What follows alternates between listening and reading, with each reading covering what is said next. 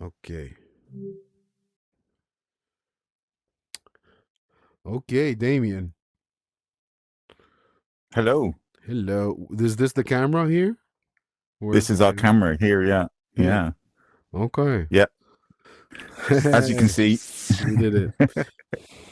Cool. as you can see, I'm wearing the default patch avatar. Nothing There's a wrong with reason that. for that. Yeah. There's a reason for that, and that is that it's very small. You've got hands, you've got head, Mm. and there's no body in between, literally no body to Yep. block any kind of like visual aspect. So it's quite accessible for two people working in the same space. That it's, people can see a lot more in the space. I totally I'm going to agree. introduce you It doesn't read well maybe on a video, but in VR it is actually quite nice and lean and is kind of functional and special. I yeah. like it. I always still like it. Sorry, go I ahead. was thinking of going into making a few, going into this summer, making maybe some avatars, which are just a pair of sunglasses. Ooh, that would be nice. Yeah. So I was thinking about that. Okay, let me introduce you to what the space is we're working on. It's designed for co-location. So Mary Louise and I are in the same room. This is her table, a representation of her table. Yeah. So whenever you click into the default position, you enter this space here. So you can kind of click and you're entering that space. Wait, where? What do I do to reset my position? Long press? Just the long press. Oh no. Okay. There you go. Cool. There you go. Okay. Nice. And I could turn on the very dangerous artifact here that will make you stay in position, but we'll not do that for now. Okay, cool. So just for context for the video, Damian Mills is working on, you can tell more about it, but on interface or a modality framework for creating musical interfaces and systems for a specific person that has cerebral palsy, but this will be extended and part of kind of a research that you're doing for creating musical instruments for general people with disabilities. Is that that's right way to describe it? Yeah, and it's a good way. Yeah, and I've been also doing the same a little bit, and so we're here. I'm here to explore kind of the solutions that he came up with, maybe offer also some perspective, and also pitch some kind of other solutions maybe I had in mind. But I'm coming in completely open-minded, open slate to see what is going on here and offer my also experience as just an instrument builder, doing this a long time in patch and outside of patch. And yeah, that's the conversation. Thanks for doing this. Myself and Mary Louise have a history of working together. We worked first in 2018 as part of a program with Performance Without Barriers at Queen's University Belfast for a project called Embrace, where we used EXA, the infinite instrument. Mary Louise was there in her chair. She was wearing the headset, and I took her controller and I drew triggers around her according to her gestures. So we found it was very, as long as she could wear the headset and use the controllers, we had to actually use she had to wear the controllers in a very atypical grip. So it was just about accessible, but that she was totally clicked onto it, the same as I was. Amazing. And so from the start, we have to consider her position as this woman with cerebral palsy. She's operating this space in a static position. She can't grip the world and move the world like we can do. So everything has to come to her. It's called centered control. Interesting. And because of that, it means that the space itself is very limited. It looks very bare at the moment. You can see the saxophone that she loves to play and has performed duets with in the past. She uses this device here that Oaksham, a community member, had created to position a raycast. It's here on her head. I'm going to have to turn it off. It's on her head. We can scan the room. Oh, you can scan which player in the room is this going to be attached to? Which player in the room is going to be attached to. And then we flick that and it's now on your head. There you go. And if I switch it live, can I switch it live and it will jump to you? I'm not sure, actually. Yes, maybe you I have can to turn it off and off and it's, yes, it's on the camera. Cool, it's on the camera. And now it's on me. Cool.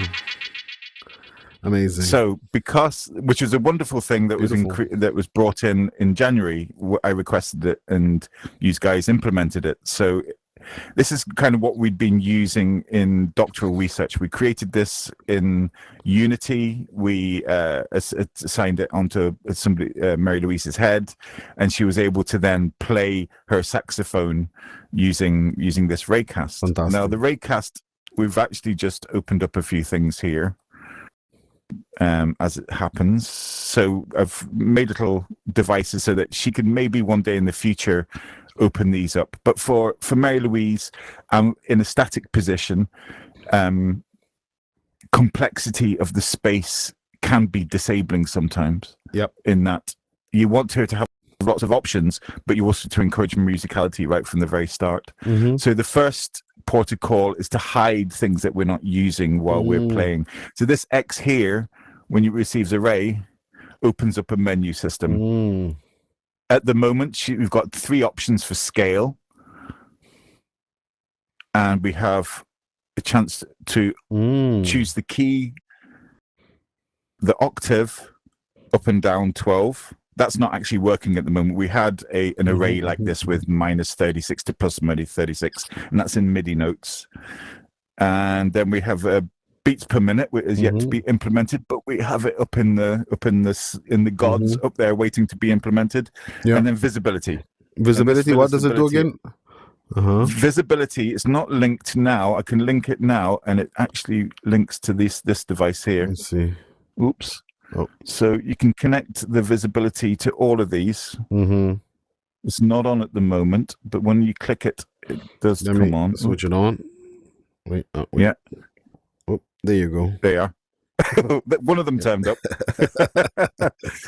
We might need to go into edit mode to make them all appear again. No problem. If we go into edit mode, it opens up a few things here. So these are like extra controls for the performance style? Yes, indeed. Looks like. Indeed.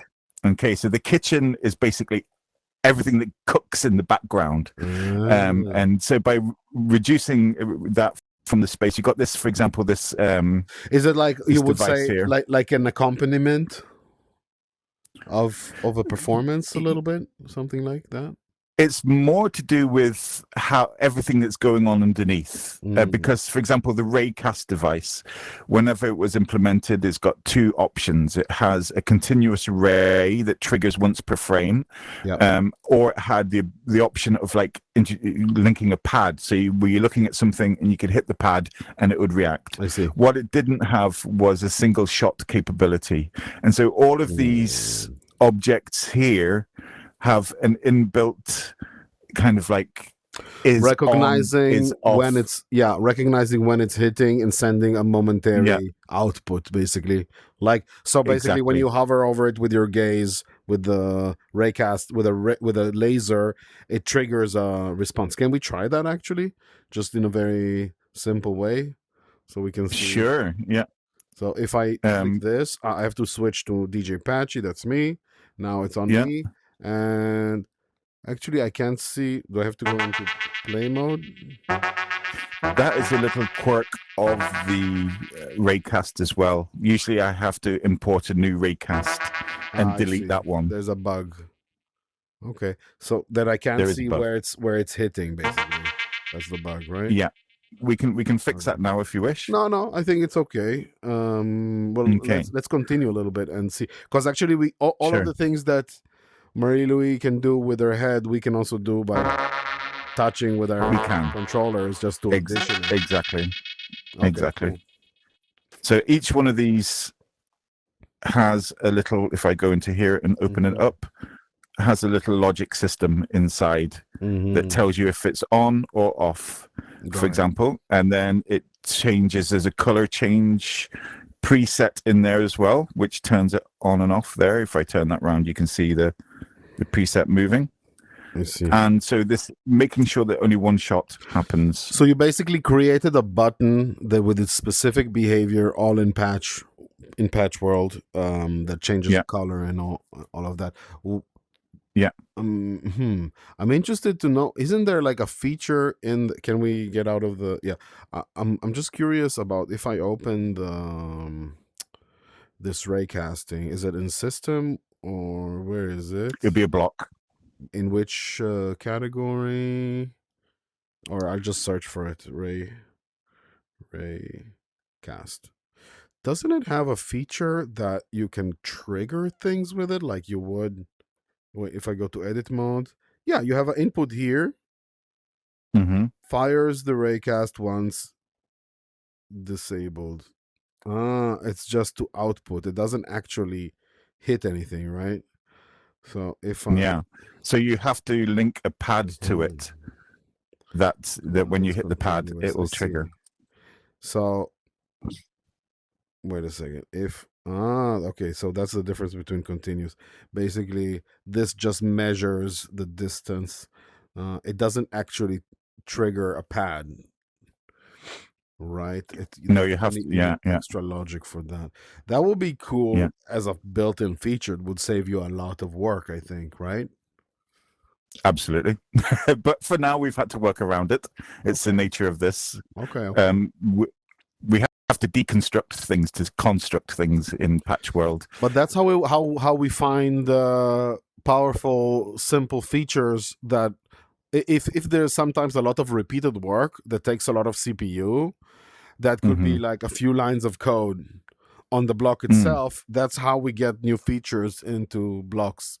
So this is something you should talk to Victor about, if that's a simple thing to do, because then like this turns into, from just like a reader of position, it turns into like an extension of your controller for real. That will be pretty good. Yeah, absolutely. And then you've got options when you go into it. You can look at the all of the different options for triggering various parts of the interfacing. There is trigger hittables. Yeah, and there's interface hittables and so on, but it doesn't act as a one shot. It's always a continuous based on frame rate. So maybe I can help you with that. Let me see. Let me get a pad.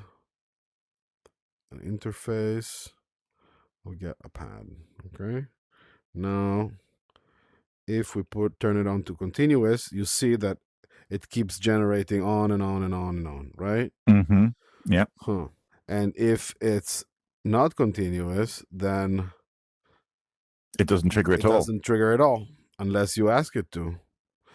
Unless you put a pad, connect a pad to it. Yeah. And then so it triggers itself. But then it doesn't do what we wanted. No.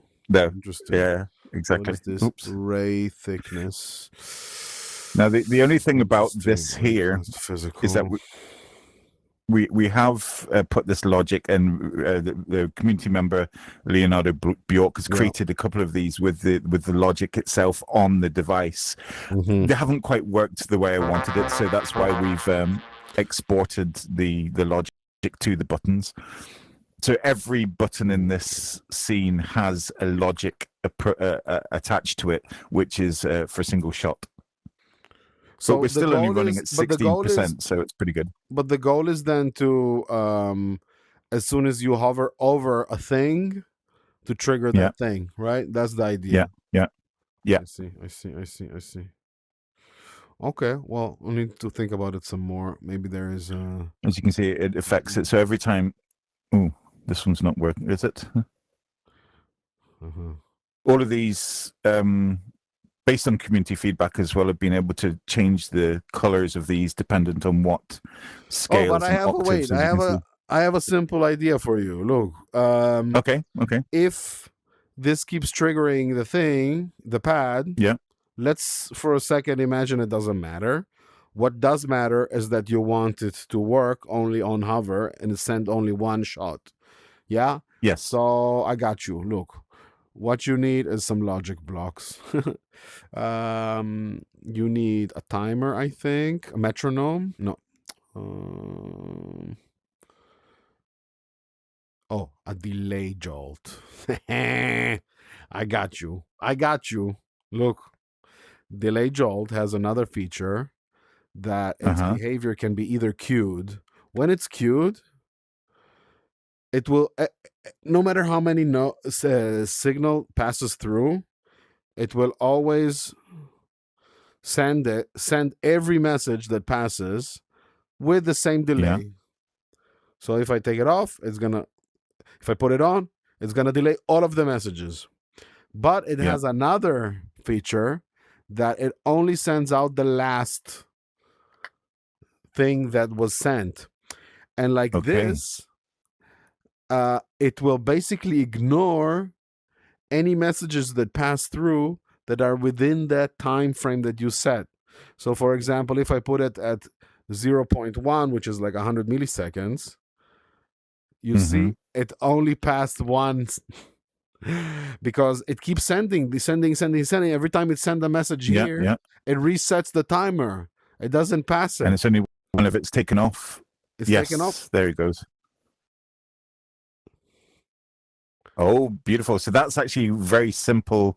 Very simple fix rather than the logic we have created, and that will allow us to use the default Raycaster as a device. Excellent. Hargis was looking at something like that. He introduced that, but I didn't think he went into the information to change that parameter. So the question is how to the problem that I see that it only sends the message when you remove the Raycast, not when it goes on. That's the signifier. That's an important thing. But I think there's another layer that we can put here. If I can try that, I think we need a gate. Sorry, it's a bit of a tangent, but might be it's okay. For you. It's why I wanted you in here, just to kind of like look at some of the ways to make this a little bit, because the simpler you make things, the more accessible it is for other people to implement. Exactly. So open and then close. Maybe this way. Okay, let me try something else. Okay, I don't have the solution yet, but let's continue with the discussion. But I'm pretty sure there's a simplified logic here that will allow you to get only the first hit and filter everything else out. I'll think about it. I think that it's not so hard. Okay. Let's keep going. The next thing is to do with the scalar device. This is what everything here is to do with scalar. This is built based on our doctoral research. It was pretty much the same thing where people could choose the root note, the different keys of that root note, the octave, and whatever scale you wanted to put on there as well. So this is all reactive to that. The colors are brought in, the note changes, and it's all routed through this device here. So I could open it up for you. Excuse me, I'll do this. I'll ungroup it first. The world is saved, and I'll ungroup it again, just to remove some things so you can see what's going on here. So this is the one-shot logic, and then that's going through the router here, and the router is basically acting as the scalar. You can see that it's receiving the note catcher from it's got octave selectors coming in from the octave. I think it's the Raycast that's sending. These are sending roots. So wait, can you explain to me again, like in a simple way? These are adding notes to the scale? These are notes in the scale. If you choose a G, all of these will this instrument will go to the scale of G. So each one of these. So it's like the tonic of here. You choose the tonic of the scale that you want. Okay, got it. And these are the type of scales. And this you choose the tonic, the bass note of the starting point. Okay. So the major, minor, and chromatic are here. Major, minor, chromatic, and I've got I think 13 notes, but that can be added on over time. So, nice one. Yeah. I'm just shrinking so I can see better. Okay. And these get added up into what? Into scale note. These go out to scale note 12, and these go to these notes here in the instrument. Uh, and where does the sound get generated of when you play one of these?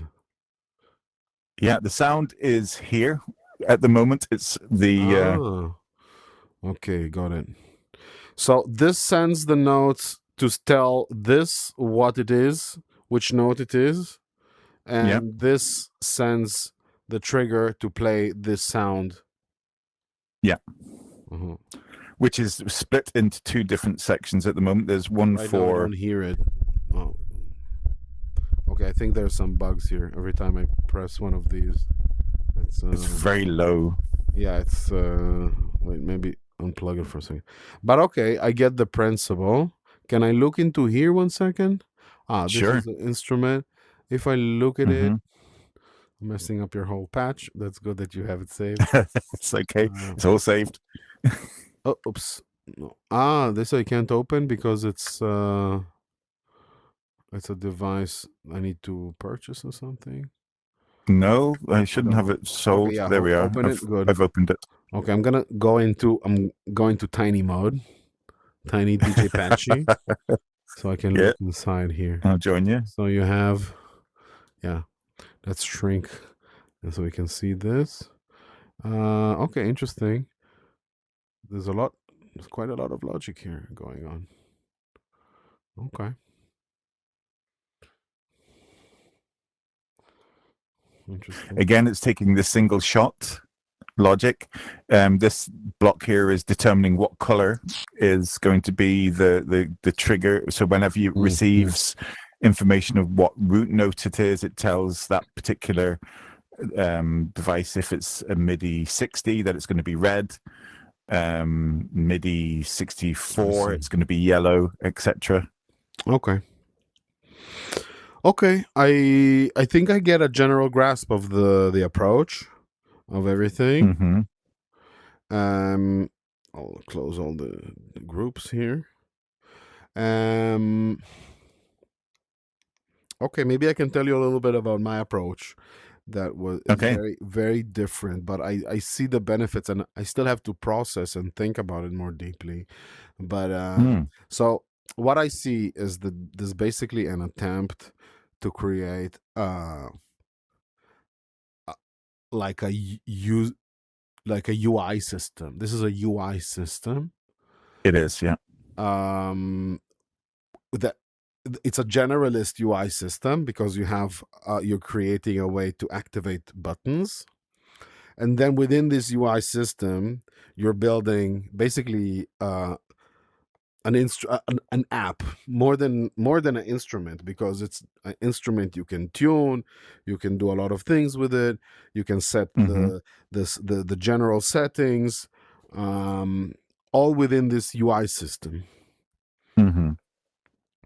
Yes, the interesting thing is trying to integrate with the rules that Patch have already, and the scalar system would have been nice to use because you can select discrete notes what you want to include in that system, but it's not raycast friendly. You can't hit it with a raycast, so that ruled it out immediately. I was having to then try to build around that. So the constraints make what's possible happen, and that's kind of like what we launch from. It's ability based design. I'm able to do this, therefore I can build around it.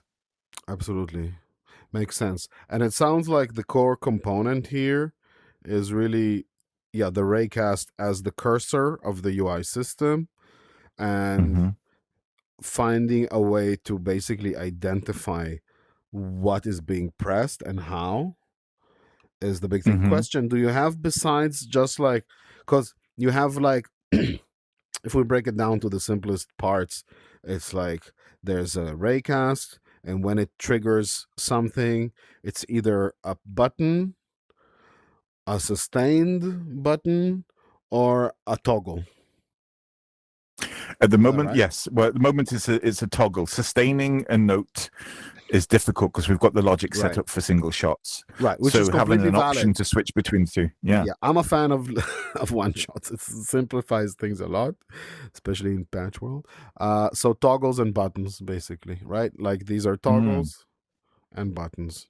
Okay. But sustained brings another expression method to performance. So absolutely, it's always useful as well. But you don't have sustained notes right now, but it's something that you might do in the future. Okay, cool. The way we sustain it is through Action Dine's arpeggiator, for example. That I think we've lost a lot of our buttons here. There we go. Let's hit the visibility button here. We might need to go into edit mode again to see it.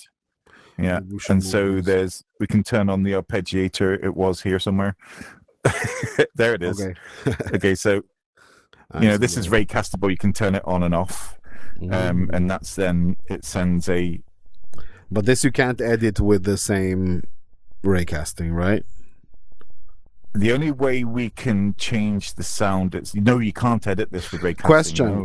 Question. Why not have another? So you have the head, right? And you have why not can Anne-Marie use any buttons at all to trigger? Because that solves her hands. That solves this. This is for her hands. Oh, what's this? This is also. It's nice for her. Yeah, this is a way of controlling, for example, the breezy bass. Modulations in different timbre. So you can make things visible and invisible. Yeah. So she can ray trigger this and use this with her hands. She can turn that one off. And she uses her hands without controllers, just moving, or she cannot grip a controller. Got it. She can only use and then her hands, because of cerebral palsy, she takes her time. She approaches instruments very slowly. She's negotiating with her own body to try and move things. That's the nature of cerebral palsy. It's not it doesn't react. Her body doesn't react in the way our brains think of something and our hands move. Sometimes our hands move before our brains think about it. With Mary Louise, every act is deliberate. Every movement she comes in. And for example, this, even testing the nature of, these are all turned off. Even testing the nature of this, if you open this up and inspect it, you'll notice that she doesn't have the ability to go. She has to go to the edge to move it up and down, and that is to stop the Midas touch happening. You know of the Midas touch? It happens in casting as well. I know the classic story, but I don't know what in this context. Everything turns into gold that you touch, including the king's daughter. Right, and you don't want that to happen. So the Midas touch is a very difficult thing to work around in VR because the ray casting. But what does that mean in this context, Midas touch? I'll get to that. In the ray casting has the Midas touch, and everywhere you look, if it's attached to your head, if we're having a conversation, I'm playing an instrument, if I turn to you to talk, the ray cast is now hitting you. So it's always on. We don't have that option to turn it off at the moment. Same here. If you have two things on, you're going to operate two things at the same time. A lot of sliders and a lot of control, we used to have to use our controller or our finger pinch to grip it, to move it. And that's a discrete action. With this here, if you have this set to jump to anywhere that you touch the interface, then it's going to jump to it. So it's unwanted action. Whereas this is it narrows it down. It's only going to interact if you go anywhere near the interface between where it's on and off at the moment. I see.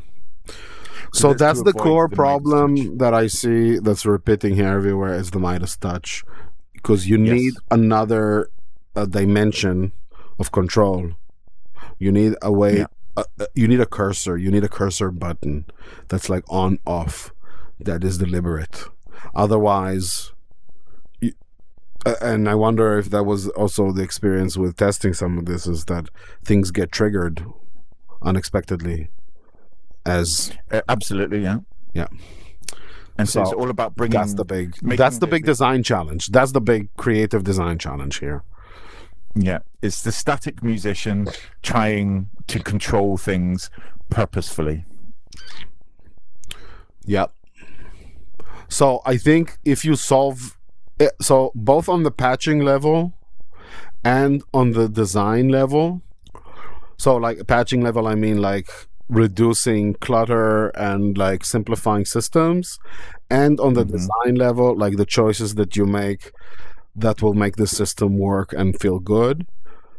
Mm-hmm. The thing to solve here is the Midas touch, and it's how to be able to deliberately decide if a gaze or a movement is deliberate. That's the big problem. Exactly. A And friend that of mine is seems working. unsolved.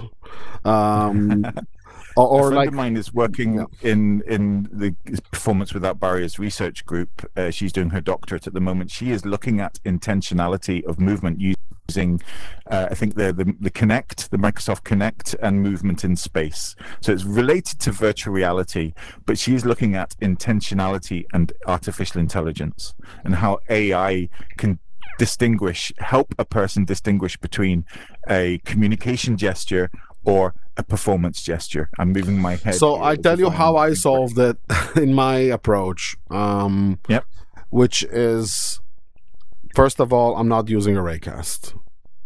Mm-hmm. I'm splitting up the concept of what is the interface that is going to be used. If it's a head, if it's a hand, if it's a controller, it can be anything.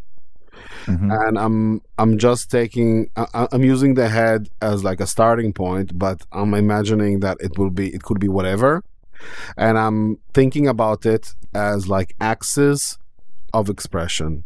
So you have in with the head, you could think that you have three dimensions in the head that you Mm-hmm. normally use. This one, which is like actually an arc, it's not a straight line usually. Yeah. This one, and you have Yeah. this one. Yeah. Yeah. Yeah. These are just Pitch three. your and Yeah, exactly. Pitch you on this. I mean, you could claim that you have this also, but it's not very natural movement, and so I yeah. ignore it. But potentially, it could be that. Now, these three axes, you could also say that in your arm you have even more, right? You have this, Mm. this.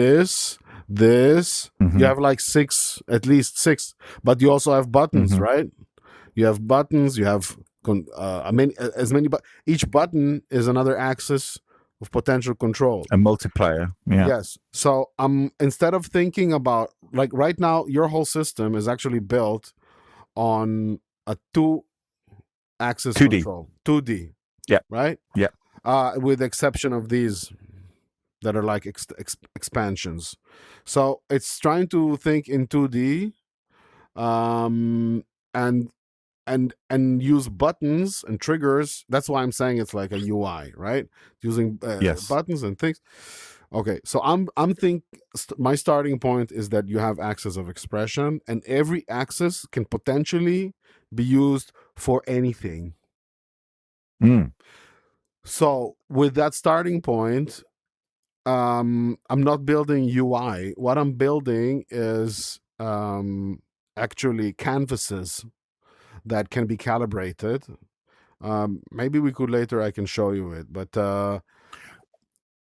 it's basically like canvases that, well, because I'm starting with the head, it could be a 3D canvas, but because I'm focusing on the XY and tilt, then Mm-hmm. it's actually 2D canvases that can be calibrated. Maybe I'll get a pencil. I can draw a little bit. So, is the camera still on? Oh yeah. Probably. I can. Okay, cool. Yeah. So if this was the person, I'm basically imagining, instead of like buttons on an instrument, I'm just imagining a very minimalistic piano surface that can be just a canvas, and the user can set where the canvas is, how big it is, and Mm-hmm. now this canvas is just reads without even a raycast. It just has calibrated a visual position, a visual surface, Mm-hmm. Mm-hmm. and uh, now that you have this visual surface, it's basically like a calibration of certain area of your movement space. So instead of saying like, okay, I have a button, each button needs to have like a life that knows when you're on it or not on it. Now I have a space that's like a Mm-hmm. screen. And now within this screen, you can do things. So the interesting thing here is that you can have different screens with different shapes. Okay.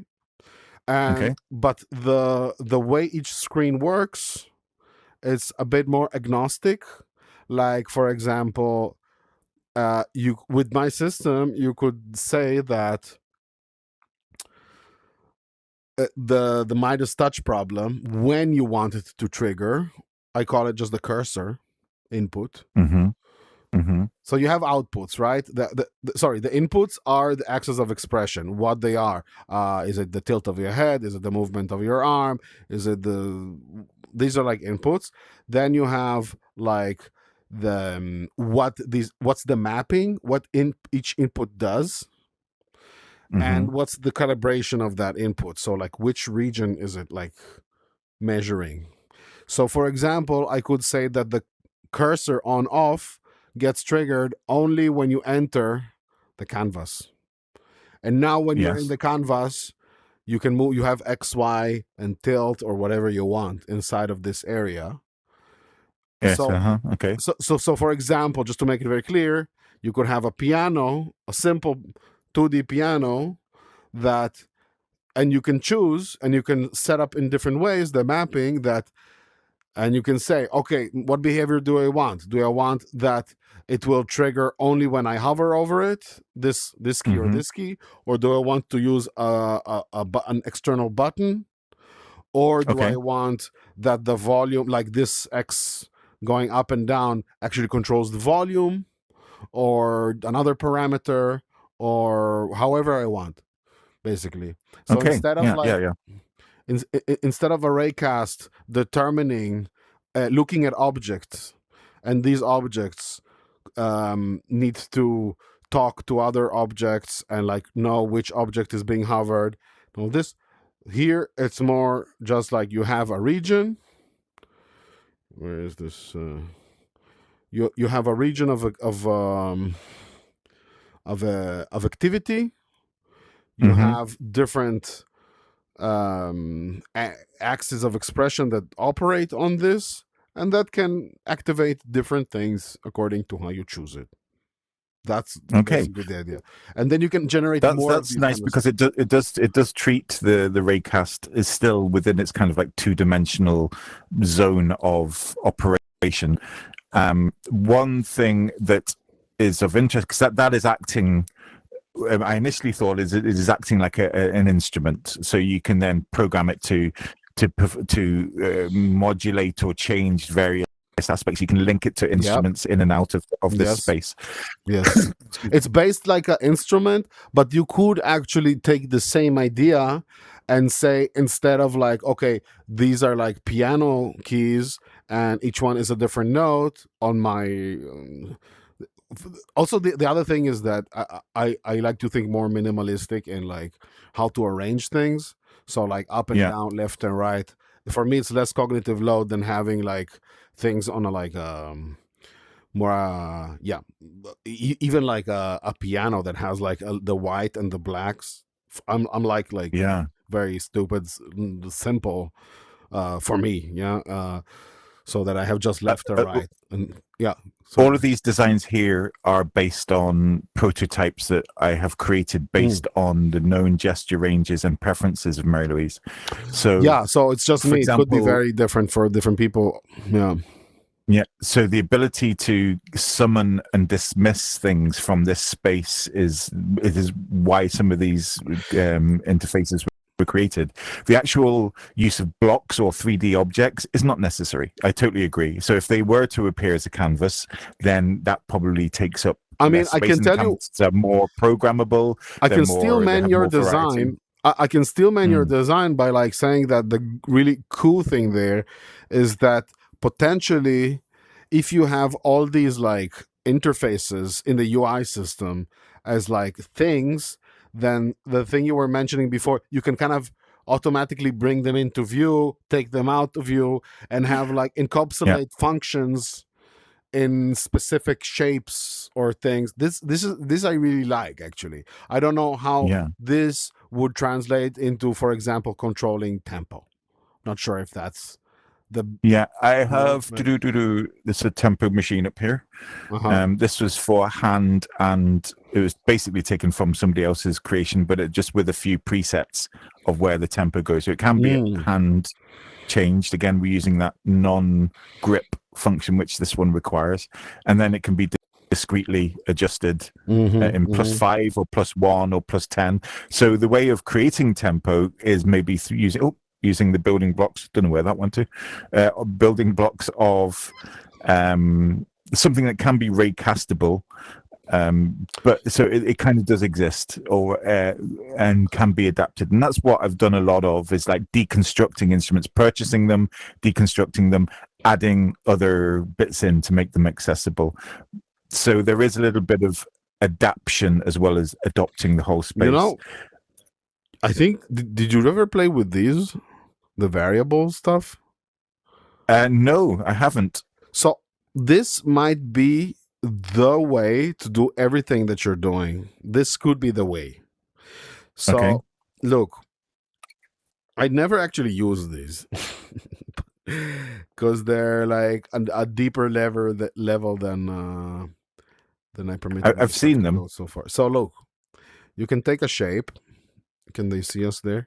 I wonder if there's too much noise in the background. Maybe we can move to like a more empty background to try this Sure, I'll experiment. spin the camera. So I'm gonna try to use a block system I never really used and see if it works.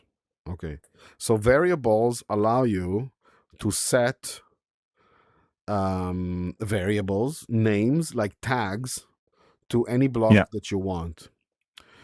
Yes. And so this one is get variable and this one is set variable. So let's connect this set variable to here and this And get call it. variable to here and call it something. Joy. Okay.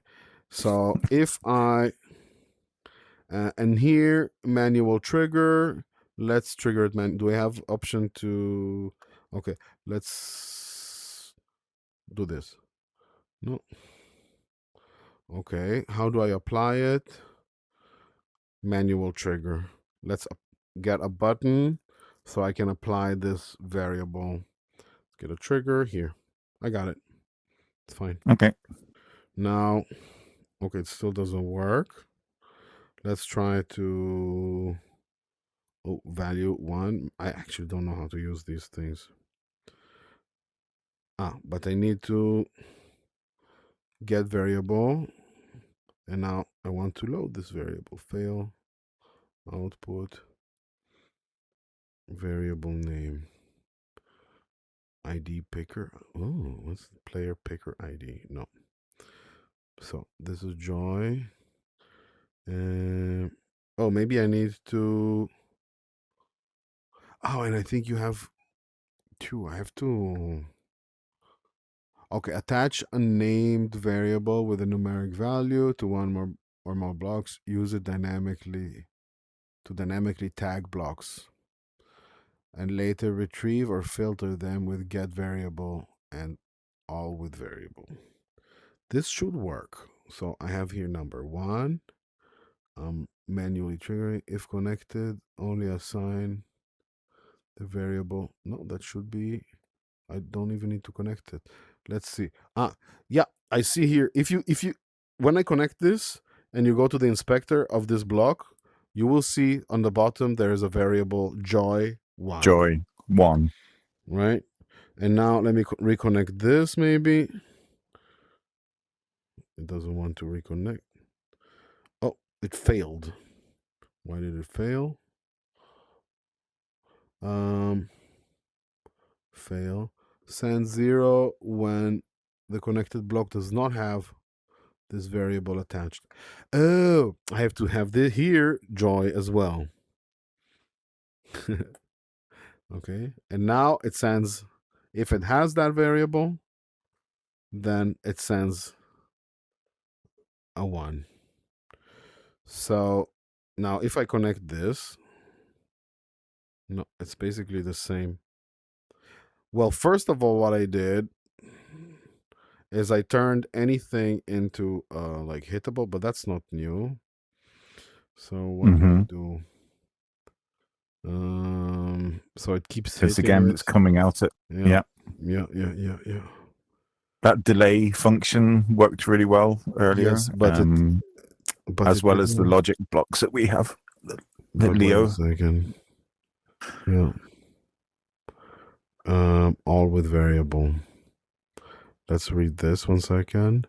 So output every block that has a given variable attached, combined with a block for each to act on each result, or with the inspector to filter by value and sort the list.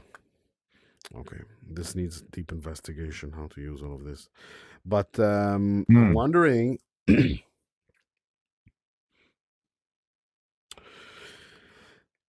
if you can make your UI system more modular in a way that each button has the minimum required blocks within it,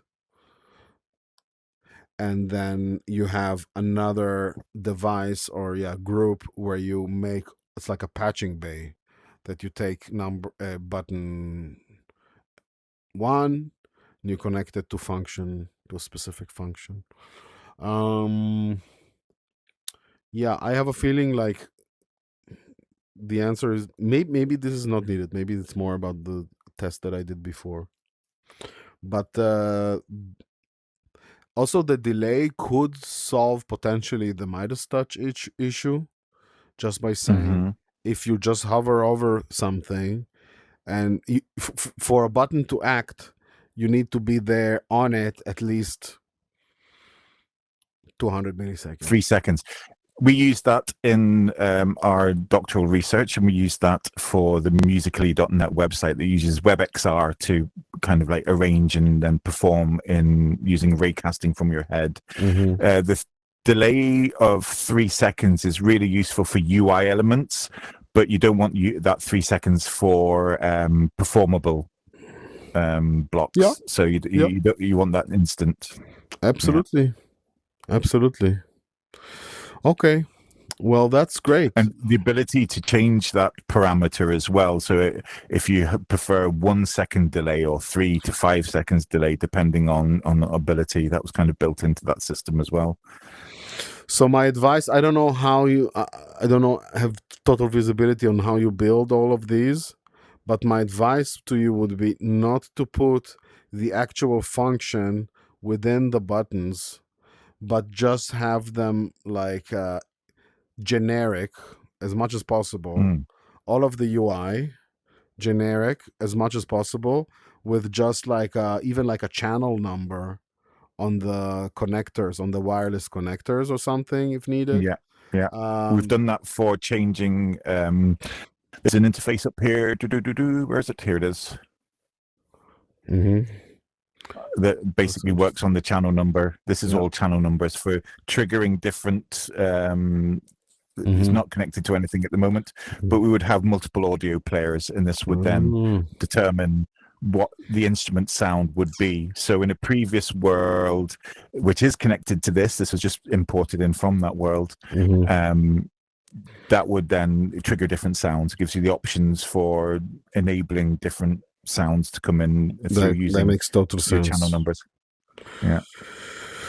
Okay. Well, but this whole world is created based on the way that Patch is built at the moment. When Patch reiterates and creates simpler and more functions in the back end of the raycast, then we won't need as much of the detail that we have in here. But to make it performable as it is for Mary Louise's needs, we've had to design around her needs. Totally. That makes total sense. And also, like, that's the thing with Patch World. There's so much potential to iterate and find new UI things, even just for, like, example, a toggle or a button that has a timer on it, that like you could have like a little animation move around to show like the 3 seconds, if you have to stay on it for 3 seconds for it to toggle. So you have to build all these animations and then hope that someday it will be kind of part of the in a better way part of the UI system, specifically with animation signal. animation so useful for signifying things happening. Here's a, The original kind of getting things in and out of the space used rails, so you hit presets to like move instruments in and out. But we found that rails were very difficult to transport to other parts of the space. We how had do to you do learn the now? whole method. Then it's just visibility, making things visible and invisible. That's much easier. It is. And it allows you then to be able to place this anywhere and then take this apart and place this part somewhere else. By the way, the nice thing with my approach is that it's all based on calibration. So instead of like moving the user, the player, to the correct position, this system actually is agnostic to where you are and where you're facing. You just have to calibrate your center point. And then actually things do move to you using a specific system. But I just wanted to show you specifically about using visual aid for something like a toggle. You can use these two. They're interfaces, but they were also designed to work as just responsives, visual guides. If you hide the body, because there's an input there, there's the input. You could actually hide the input and output, and you could make it non-reactive to touch. Interaction type I put none, and then it's actually it doesn't work. Let me do the same here. I'm just going to spawn up my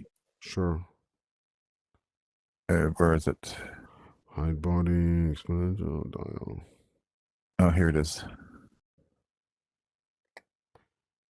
Sorry, I've kind of used that in this device. Oh yeah, which is a touch mixer. It follows your hand up here, and this is also what you're saying about using the reaction of that, and you can change the colors of to match the instruments in the space. That's pretty nice mixer. Oh yeah. So. Yeah, it's just an indicator. The next would be to turn these numbers into off devices, on and off, mute devices, so you can use these buttons to mute. And fantastic. Yeah, so you know this as well. This can be useful for creating like a circular timer. So if you're hovering on a thing, and then yes. We my I think one of the avatars that I use in social media uses just the device that I created for that. It's a colorful flywheel that that exposes over time if you've completed an action. So lastly, I think we covered a lot of stuff. Lastly, I'm curious to chat with you just a little bit about how you feel about something like this. Do you feel like it opens the door for almost like another element of musicality? Like you have rhythm in music, you have rhythm, melody, harmony, intensity, timbre. All these things have been explored in music for hundreds of thousands of years, probably in different stages. So, for example, I always think that, like early Christian music or classical music really explored harmony. You could say that I don't know, Indian classical music is going like deep exploration into melody. Electronic music is the way to go, and modern music production explores timbre and in ways that were not possible before. And I'm wondering what's your experience with thinking about instrument design or the interface as the element to explore in musically, because I saw you writing something like that the act of building these things is almost like making music, but instead of making music, building the tools for making music. I wonder if you have. Yeah, the accessibility comes not just from the performance, but the ability to direct performance. And that's where I think your artificial intelligence, voice commanding, system building setup is very interesting. Now, Mary Louise is non-verbal, so we can't use that, but AI is quite useful, I think, for example for being able to understand gesture ranges, or as researcher Grania Myers is looking at the intentionality and the Midas touch and so on. I think first of all that accessibility is based on observation and feedback from the people who we're building it for. So it should be considered at the very start. The most accessible instrument that you have is something that everybody who comes into Patchworld plays, and that is first time load in, and you move your hand and you're given this like sparkly thing that you follow.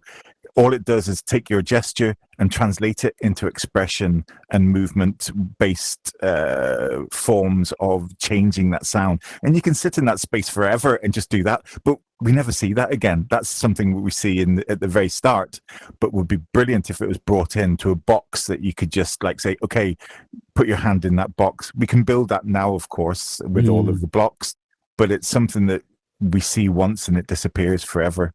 Okay, I've seen it a few times now. It's a good point. So, it should be turned into an instrument. It is built with the same blocks as this, so it's relatively easy. Totally. Also.